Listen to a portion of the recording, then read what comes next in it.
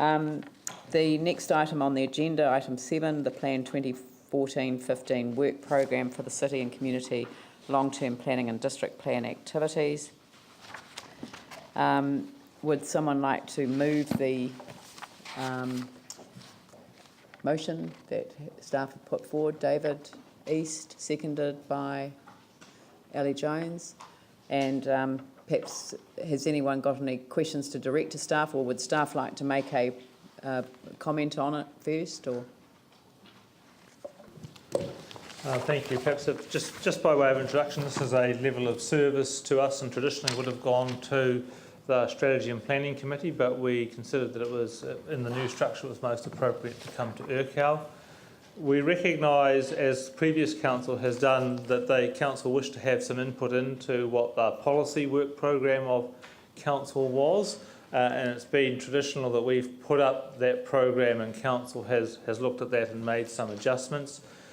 We fully recognise at this juncture that given that the council is still working through some of its strategy objectives, that this work programme, at your request or direction, will need to change. I think what we're demonstrating here, that given the raft of things that are covered by the work programme, that there is a full work programme basically across all those dimensions of the policy area. It's obviously able to be changed going forward in the year, but just I suppose what we do need to be conscious of, that any change will come at some cost to what we're able to put resources to against some of these existing programs.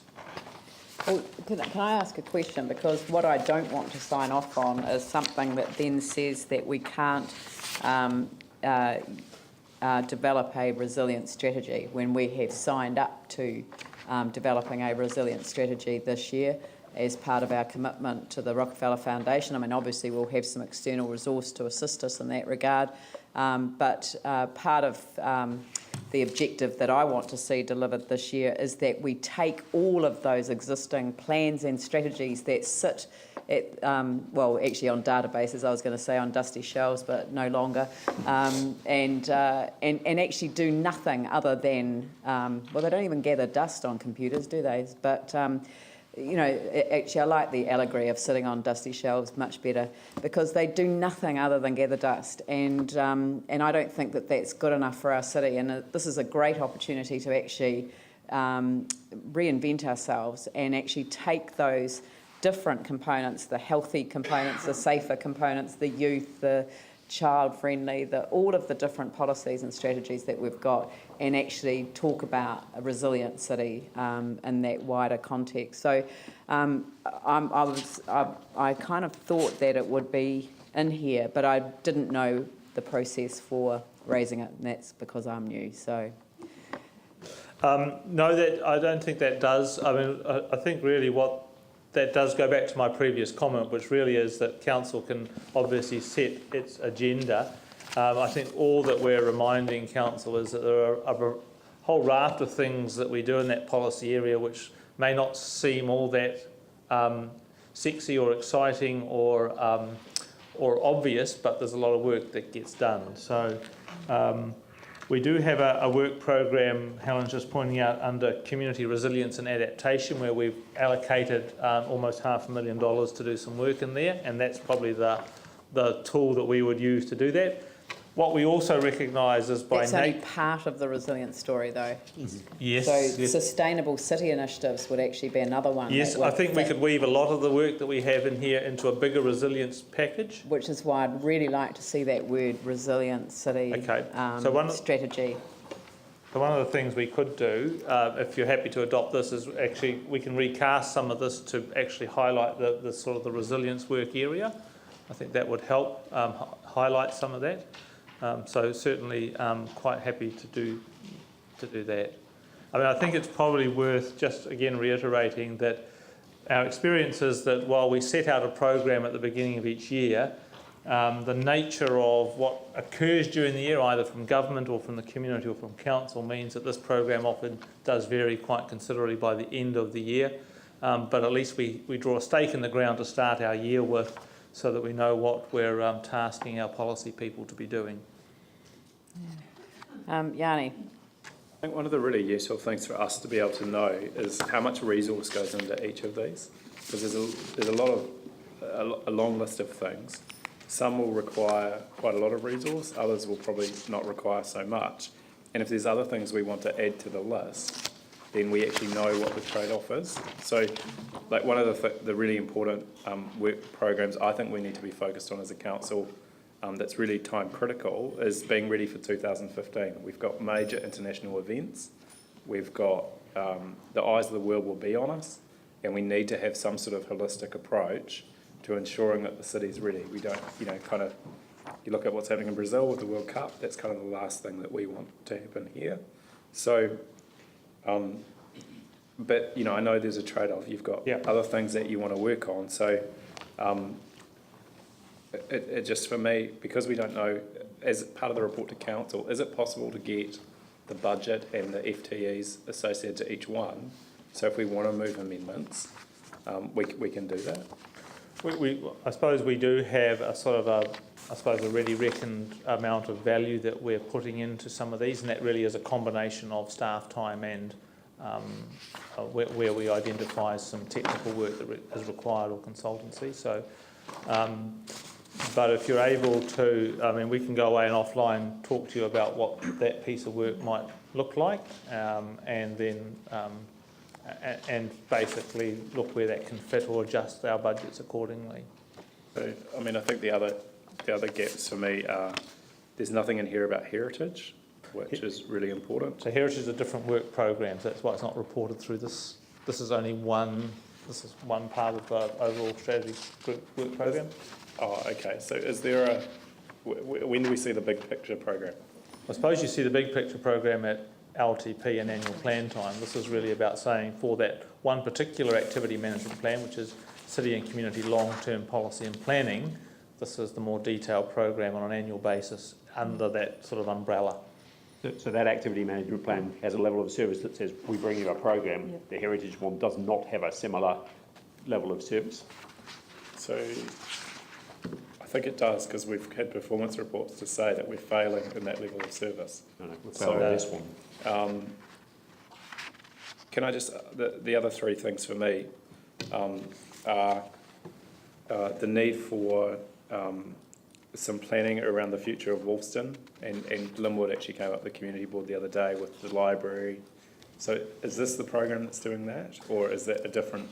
This would probably be the correct program to do that. It would have to, effectively that really sits as I suppose, an extension of the suburban master plan program. That would require quite a significant increase in resource because that program's already well committed. But this is the right place for that to be raised. It's just I see that we're doing case management for Wolfston business area, so I wondered whether that could be kind of, possibly broadened. I think given this, so Carolyn.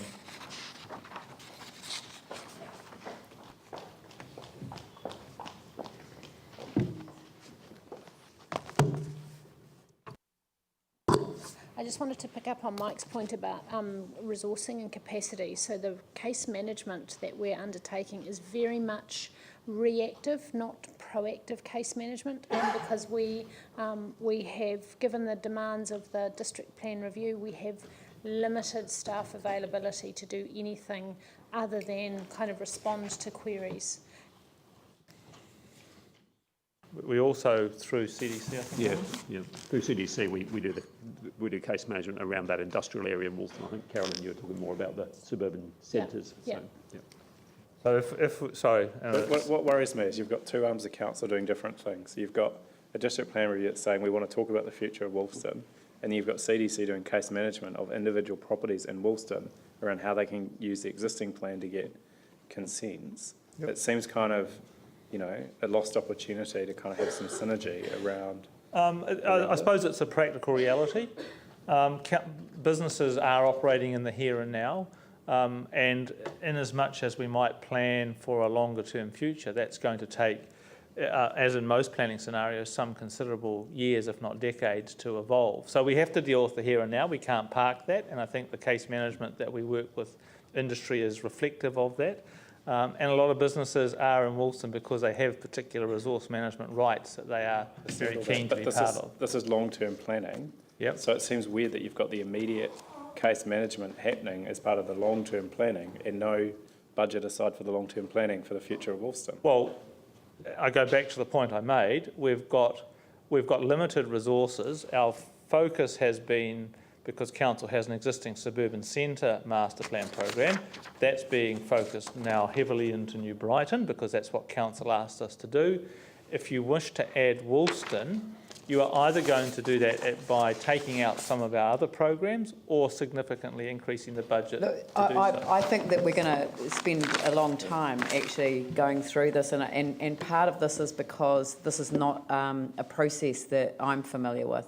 And I think if I were a little bit more familiar with why we're doing this now when we're about to start the long-term planning process and signing off on the annual plan, I probably would be able to, well, not be asking so many questions. But there's obviously people have got some priorities that would be greater than some of the priorities that staff are already working on. So I wonder whether we should just let this report lie on the table and have a workshop on it with councillors so that we can actually, one, understand the process, actually look at whether there are better priorities for some of the resources at the moment.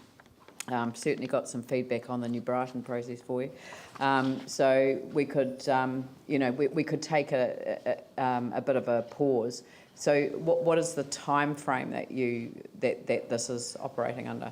I mean, argue this is our annual program, but nothing really stops or starts on the 1st of July. So a lot of this work is ongoing. So I mean, certainly the sooner we get into perhaps having a workshop with council would be good. Yeah.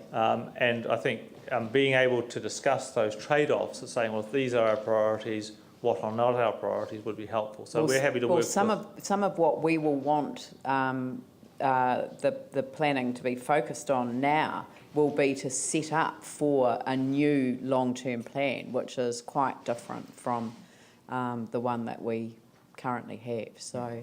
Yep. Yeah. All right. Well, look, I'm going to just... do we have to move that it lie on the table, or can I just... I can just say it will lie on the table until such time as we've had a workshop, and then it will come back to the full council. Okay. Thank you. Right. So now we move on to...